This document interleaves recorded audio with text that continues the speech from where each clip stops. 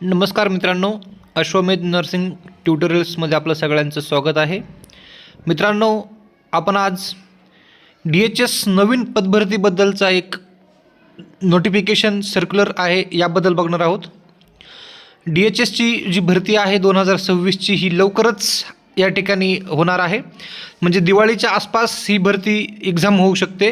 म्हणजे आपल्याकडे अभ्यासासाठी साधारणतः 1-2 ते 3च महिने आहेत. 3 महिन्यामध्ये भरतीचं नोटिफिकेशन पडेल आणि 1 महिन्याभरात एक्झाम होऊन जाईल. त्यामुळं लवकरात लवकर अभ्यासाला लागा, कारण ही भरती फिक्स 100% होणार आहे. असे संकेत या ठिकाणी अवेलेबल आहेत, उपलब्ध आहेत. तर बघूयात हे नोटिफिकेशन काय आहे. महाराष्ट्र शासन आरोग्य सेवा संचालनालय पुणे म्हणजे सार्वजनिक आरोग्य विभाग यांचं हे नोटिफिकेशन आहे DHSचं. हे 9/7/2026 या रोजी आलेलं आहे. याच्यानुसार यांनी गट क व गट ड संवर्गाच्या पदभरतीच्या अनुषंगाने पूर्वतयारीबाबत, म्हणजे यांनी गट क आणि गट ड ची जी भरती आहे ही 100% लवकरात लवकर होणार आहे. यासाठी याची पूर्वतयारी करण्यासाठी, म्हणजे पूर्वतयारीमध्ये काय असतं की आपण बघितलं 2 दिवसाखालीच एक सर्क्युलर पडलं होतं. या सर्क्युलरमध्ये गट क व गट ड संवर्गामध्ये जागा किती रिक्त आहेत याचा आढावा घेण्यासाठीचं पत्रक होतं. आता ते झाल्याच्या नंतर दुसरं पत्रक पडलेलं आहे.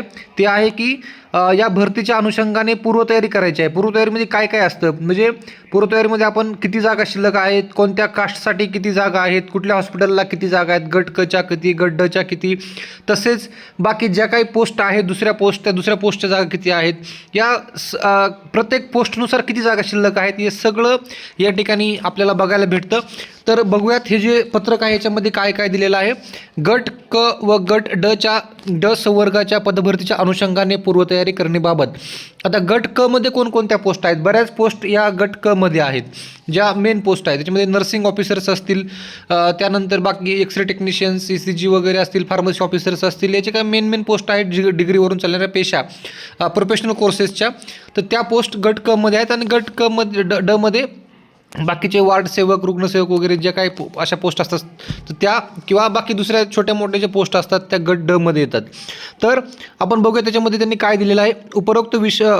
वरील उपरोक्त विषयाचे अनुषंगाने गट क व गट ड संवर्गाच्या पदभरती 2026 प्रस्तावित आहे.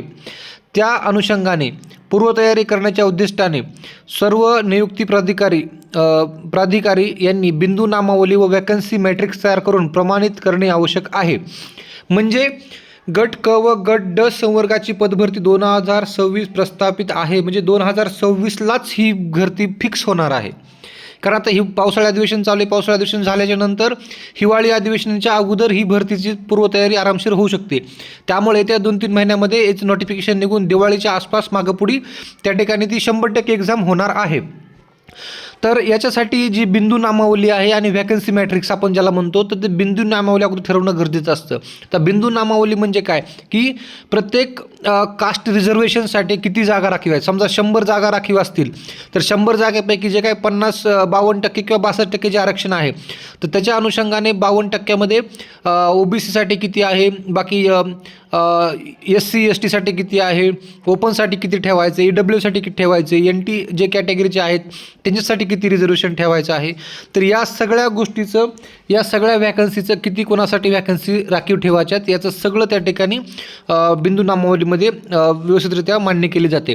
त्यानंतर वॅकन्सी मॅट्रिक्स म्हणजे कोणत्या विभागामध्ये किती जागा आहेत, म्हणजे जी काय परिमंडळे आहेत 8-9 परिमंडळे साधारणतः आहेत, त्याच्यामध्ये कोणत्या विभागात किती, उपविभागामध्ये किती जागा आहेत. जसं की कोल्हापूर डिव्हिजन आहे, कोल्हापूर डिव्हिजनला दरवर्षी जास्त जागा असतात कारण थोडासा एरिया मोठा आहे. त्यानंतर बाकी अकोला आहे, पुणे आहे, नाशिक आहे, नागपूर आहे, संभाजीनगर आहे. तर त्या प्रत्येक विभागामध्ये किती जागा व्हॅकंट आहेत त्याबाबतचं त्या ठिकाणी वॅकन्सी मॅट्रिक्स, म्हणजे त्या पर्टिक्युलर हॉस्पिटलच्या अंडर किती जागा आहेत, कोल्हापूरमध्ये मेलसाठी किती, फिमेलसाठी किती, private male, private female, private government male, या सगळ्या गोष्टी आहेत. 90% 10% सगळ्या भरती DHSच्या होतात नर्सिंगबाबत. तर हे सगळं त्या ठिकाणी वॅकन्सी मॅट्रिक्समध्ये तयार करून होतं. त्यानंतर आपणास कळवण्यात येते की आपले कार्यालयाच्या अधीनस्थ गट क व गट ड मधील सर्वसाधारण संवर्गाची बिंदू नामावली वॅकन्सी मॅट्रिक्स पेशा व नॉन पेशाप्रमाणे. आता पेशा आणि नॉन पेशा म्हणजे काय, पेशा म्हणजे काय प्रोफेशनल कोर्सेस आहेत, जसं की BSc नर्सिंग आहे जे डिग्री कोर्सेस किंवा जे प्रोफेशनल वकील वगैरे असतात, डॉक्टर असतात, हे प्रोफेशनल कोर्स झाले म्हणजे पेसा कोर्स झाले, तर त्यांच्या व्हॅकन्सीज. तसेच नॉन पेसा म्हणजे जे समजा साधारण आहे, ज्यांना असं पर्टिक्युलर स्किलची किंवा रजिस्टर्ड लायसनची गरज लागत नाही. समजा वकील आहे, त्यांना प्रॅक्टिससाठी लायसन लागतं, डॉक्टरांना लागतं, नर्सेसला लागतं, जे असे जे आहेत बाकीचे फार्मसिस्टला लागतं. परंतु जे बाकीचे कोर्सेस, जे बाकीच्या पोस्ट आहेत जशा की नॉन पेशामध्ये गट ड आहे, गट ड मध्ये समजा MPW आहेत, मल्टीपर्पज वर्कर्स असतील किंवा वार्ड सेवक असतील, कक्ष सेवक असतील, तर ते रुग्णसेवक असतील, ह्या अशा जे काही छोट्या म्हणजे छोट्या म्हणण्यापेक्षा ज्या अशा ज्या काही पोस्ट आहेत, तर त्या पोस्टला पण नॉन पेसा असं म्हणजे ज्यांना 12वी बेसवरती किंवा 10वी बेसवरती ज्या पोस्ट पर्टिक्युलर स्किलची गरज नसते, अशा पोस्टला आपण नॉन पेसा असं म्हणतो, नॉन प्रोफेशनल कोर्सेस किंवा नॉन प्रोफेशनल पोस्ट असं म्हणतो.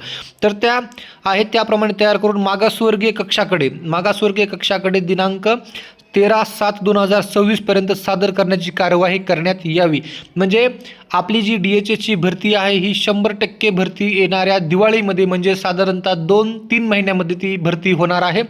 त्यासाठी आपल्याकडं वेळ खूप कमी आहे. येत्या 3 महिन्यामध्ये आपल्याला त्याचं DHSचं पूर्णपणे अभ्यास करायचा आहे. गेल्या वर्षी DHSची प्रायव्हेटची जी एक्झाम होती 2023ची, ती एक्झाम थोडीशी हार्ड होती, परंतु जे गव्हर्नमेंटचे पेपर होता तो थोडासा सोपा होता, त्यामुळे त्याचं मेरिट पण जास्त लागलं होतं.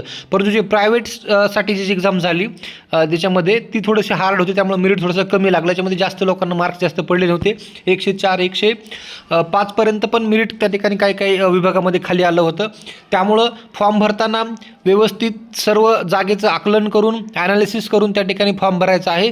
त्यासाठी मी कसा फॉर्म भरायचा, काय करायचा, कुठला विभाग सिलेक्ट करायचा किंवा DHSचे नियम काय आहेत पुढचे, याबद्दल मी एक सविस्तर व्हिडिओ ज्यावेळेस नोटिफिकेशनची डेट पडेल त्यावेळेस तुम्हाला त्या ठिकाणी अपलोड करणार आहे. म्हणजेच समजा तुम्ही आहात लातूर साईडचे आणि तुम्हाला मेल कॅन्डिडेट प्रायव्हेटमध्ये आहेत, तुम्हाला लातूर साईडला जागा नाहीत, मग तुम्ही कुठला फॉर्म टाकायचा.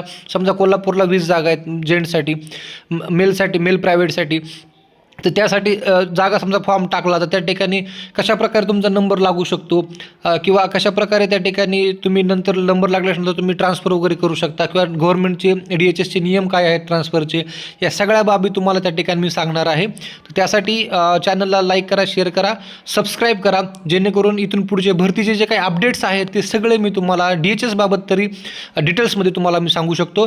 त्यामुळं चॅनलला लाईक करा, शेअर करा, सबस्क्राईब करा. व्हिडिओ जर आवडला तर तुमच्या मित्रांना देखील पाठवा. धन्यवाद.